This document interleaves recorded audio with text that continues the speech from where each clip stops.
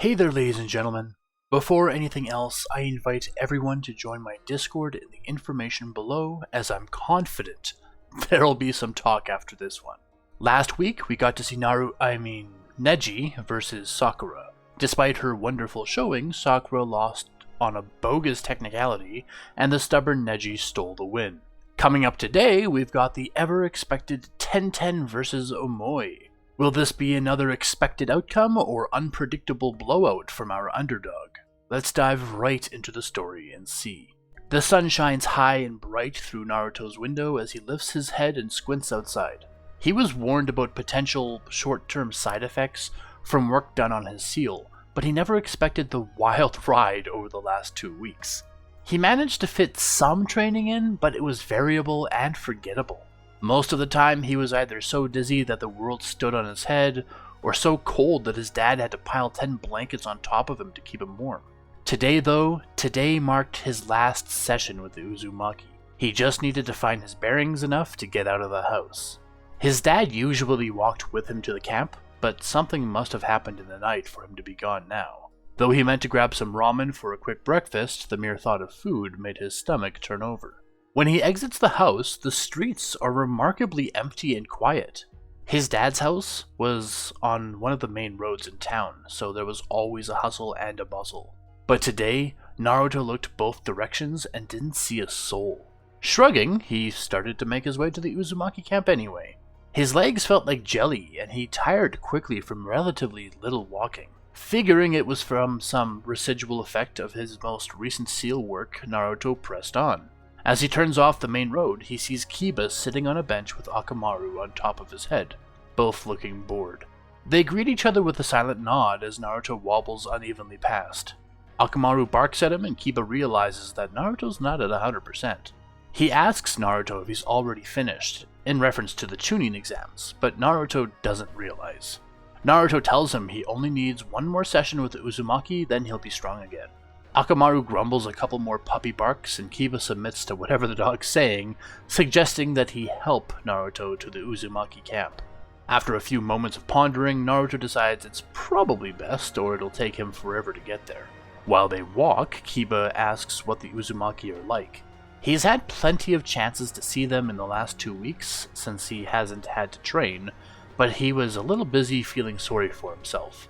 He tried going over to the other losers, but none of them seemed interested in sitting around and chatting. From the moment she lost her match, Kiba couldn't seem to get in touch with Ino. Hinata, meanwhile, was immediately put to work to improve herself by her uncle. Choji had vanished with Kurenai-sensei to train with Shino for the Chunin exams, and Shikamaru kept getting pulled away by his dad to do things for the Hokage. Nobody of their group seemed available to help him feel better. He thought going for a long walk with Akamaru would help him feel better, but he's realized that most of his time as a genin has been unsuccessful and uneventful. As long as he waits until Tenten's match is finished, he'll be fine to attend the Chunin exams, at least to support Rock Lee. For now, Naruto will do well to distract him. After all, his shameful loss to Tenten, even after being warned not to take her for granted, has left Kiba in a sorry state. What's the point in all his confidence if he can't back any of it up with his skill? As they reach the edge of town and enter the Uzumaki camp, both boys notice that it's empty. Tents and wagons and smoldering fires all there, but people not. Naruto disregards the emptiness of the camp and leads Kiba to the Master of Seals' tent. He tells Kiba that it's a pain coming here every day because even though they're his clan, they seem to mostly be distracted with other things. On the other hand, the woman who's doing work on him is totally beautiful, and if they crack the tent flap just a bit, Kiba will be able to see her. As Naruto pulls the flap back, a bald man in white robes emerges from the tent. This man of course sees Naruto and Kiba, but pays them no mind, despite Naruto ogling at his hairless head. As the man passes out of earshot, Naruto leans over and tells Kiba that it's a great shame for Uzumaki to be bald. The way it was described to him, they wouldn't voluntarily walk around in public without at least a wig. Despite never being to the camp, Kiba's seen various Uzumaki around the village, and with Akamaru's nose, tells Naruto that this man probably isn't an Uzumaki. He tells Naruto that the man doesn't seem to have a scent, at least not the typical kind of scent you'd expect from a human. But with all their spices and scents, the Uzumaki are very recognizable to Akamaru's nose. Peeking into the tent, Naruto realizes that the Master of Seals is not present either, along with the rest of her clan apparently. Kiba figures a lot of them probably went to the Chunin exams. While both boys try to figure out what's going on, two more bald men emerge from other tents and converge to talk to one another. Maybe they're trying to rob the camp. Naruto swears that while he's looking at the three men, a fourth is just suddenly beside them.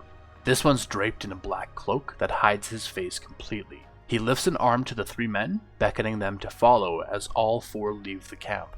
Kiba wonders why the men didn't seem to care a whit for Naruto and him watching them. He says aloud that the men could be going to the Chunin exams, since that's where everyone else is probably. What? Naruto yells, counting on his fingers to recount the days gone by since Phase 2's end. Ruffling his yellow hair, Naruto groans that he miscounted the days. His seal is properly repaired. He just wasted a trip in the wrong direction. Kiba shakes his head at Naruto, dumbfounded that he didn't make it to Phase 3 but this idiot did. After a long pause, Naruto calms down and tells Kiba they should follow the four men. Security in the village is probably more lax than normal because of the Chunin exams. If they're up to no good, they should at least be reported on. As Iruka announces Neji as the victor, he smiles up at the crowd, specifically his father, before turning back to the competitors' stands. His father doesn't betray even the shadow of a smile. The power his son exhibited was remarkable, but the performance was abysmal. Two medical technicians carry Sakura off the field, and Iruka waits for both competitors to leave before inviting the next two down. As Neji reaches the platform where the other Genin are, he chuckles at them and approaches Sasuke, who's stone still. Smiling at his teammate, Neji shrugs and says, "No contest." Suddenly surging towards him, Sasuke pushes Neji and asks him what his problem is. Maintaining that same cocky smile, despite the annoyance of being pushed, Neji tells Sasuke that there's no problem here. Sasuke reminds him that he's not here to make a spectacle of himself, but show why he's worth being promoted. Why else would he even partake in the exams? He claims to have aspirations of loyalty and honor toward the village, and then goes out and brazenly disrespects an opponent like that? If not for the mercy of the Kage, he'd have lost the match and been shamed by everyone. He's on such a razor-thin line that Sasuke's shocked that Neji's remarkable eyes can't see it. He tells Neji that when the Hokage was a kid, he probably stood in this very same stage, with more skill than both of them combined, and treated his opponent just like that. An opponent. Neji's smile starts to fade, aware of all the contestants staring at him as Sasuke chews him out.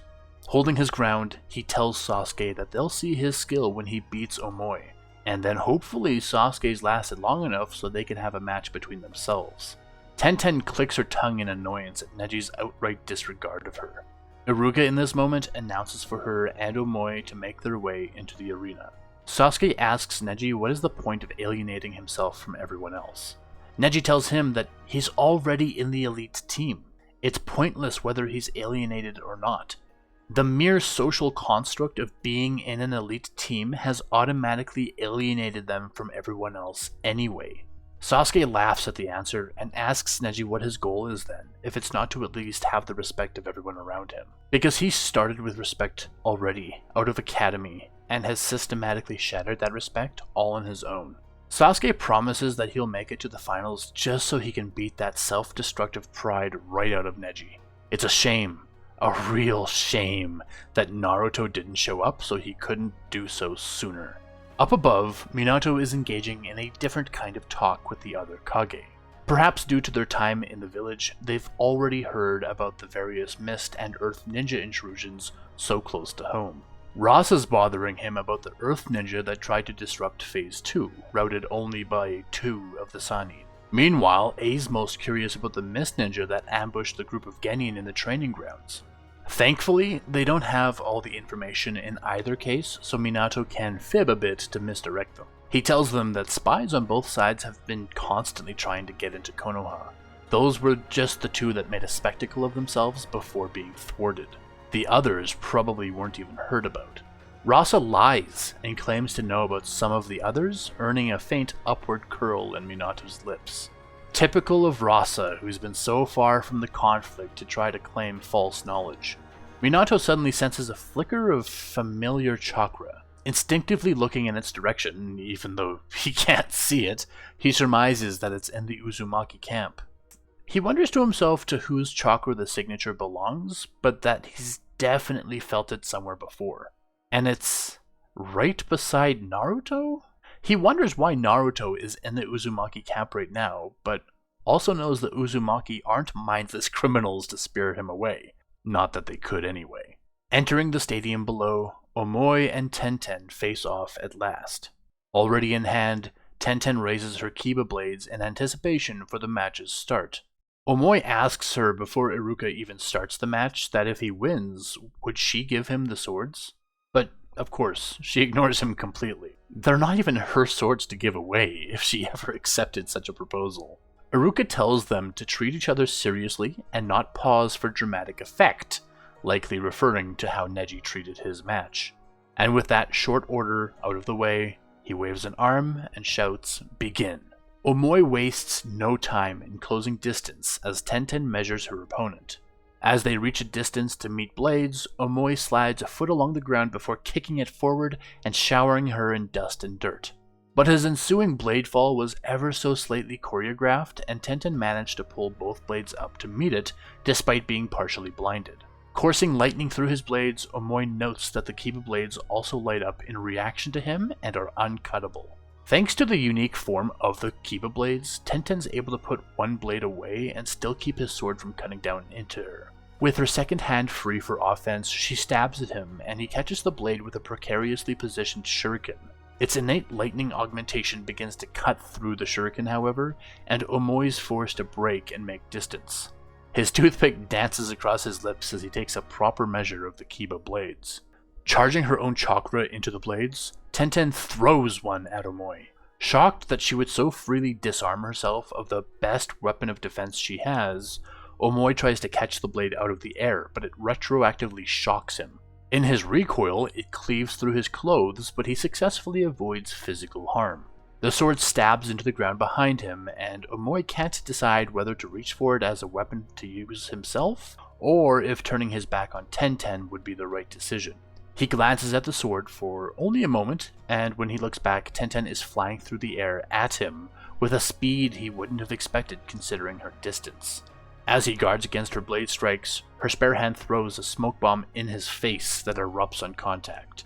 Sensing lightning all around him, Omoi leaps vertically from the smoke, and as it clears, Tenten is revealed with both blades in hand again.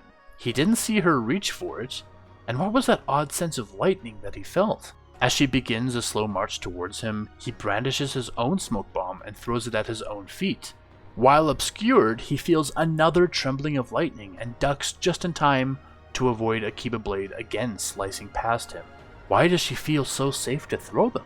Tenten begins charging lightning into her now lone Kiba blade as she thinks back to Asuma Sensei's lessons. It's important to remember every fight, win or loss, as a lesson. During their first battle with Ringo, Tenten unwittingly magnetized Ringo's blades. At first, Asuma thought it was from two different chakra types interacting with the swords and confusing their polarity. But as time passed and he thought on it, perhaps variable manipulation of your own chakra could magnetize them. For such a unique feature, you shouldn't require two people to activate it. So their first problem to solve was training Tenten just enough to alter polarity of the charge she was surging into the swords. It took some effort, but after some experimentation, they realized that she could best charge the positive polarity into the left blade and negative into the right. After this, it was figuring out what kind of techniques to employ with such a neat feature. Not only were the blades unnaturally sharp, but with this magnetizing effect, she could effectively boomerang them. She could take advantage of the charges to pull the blades right back to her. Or even... Omoi bursts from the cloud, lightning already pulsing through his blade as he prepares a quick upward thrust. Pulling the other blade back to her, Tenten needs only block for a second before that second blade flies from the cloud and digs into Omoi's back. Gasping voicelessly, Omoi crumples to his knees before collapsing altogether. Grabbing the blade from his body and pulling it free, she's blinded, as his body dissolves into pure electricity that surges through her. A lightning clone, something that a mere genin should not be able to grasp yet. But Omoi's a little bit older than her. He may have been practicing that for some time.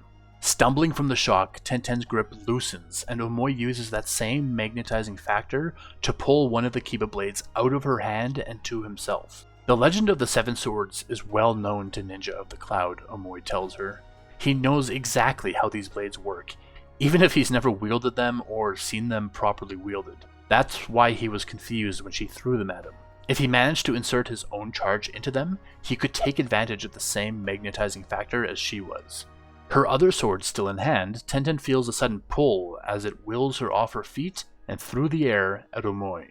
He's using the very trick she's been using this whole time, but instead of just pulling the weapon, she's coming with it. It was his lightning clone that he used to switch her polarity to his. There was still too much of these blades that she just didn't understand. As she falls to the ground in front of him and he brings the sword to her neck, Tenten wonders why she felt so confident with them. Some random cloud ninja knows more about them without even touching them. Iruka calls an end to the fight, and Omoi offers a hand to help her up. As she stands, he twirls the blade around for a bit before offering it back to her, handle first. He tells her that he might have intimate knowledge about the blades, but that didn't stop her from doing a trick he'd never heard of before. He smiles and tells her she's good with them, and hopefully someday soon they can fight on the battlefield together, and she'll be even better. Oddly comforted in her loss, Tenten accepts her other blade from him. Omoi may have been all business in the fight, but he was much nicer than she gave him credit for. Maybe it was the short-tempered girl he was teamed with that made Tenten hesitant about his attitude. Looking up at the cheering crowd, Tenten finds an odd acceptance in her loss. But when she looks up to the Kage stands, she notices that Lord Fourth is missing. And that's the end of today's episode. I don't know a lot about various sword techniques in actual practice, like fencing or kendo, so it's hard to make fights like this really expressive. But I hope it wasn't too disappointing all the same. We have a lot of fun stuff out of this one, and I can't wait for the theory crafting to erupt in my Discord.